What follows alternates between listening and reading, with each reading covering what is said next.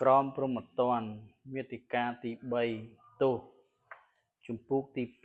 2ស្ថានទម្ងន់ទោសនិងស្ថានសម្រាលទោសជំពូកទី3របបនៃការប្រកាសទោសផ្នែកទី2ការព្យួរទោសធម្មតាកថាភាគទី1បទបញ្ញត្តិរួមមាត្រា104ការប្រកាសការព្យួរទោស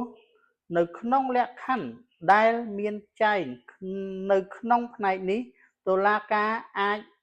បង្គាប់ថាត្រូវព្យួរការអនុវត្តមូលទោសមាត្រា105របបនៃការព្យួរទោសដើម្បីអនុវត្តបទបញ្ញត្តិស្តីពីការព្យួរទោសត្រូវគិតតែអំពីការផ្តន្ទាទោសជាស្ថាពរខាងបណ្ដឹងអាជ្ញាប៉ុណ្ណោះ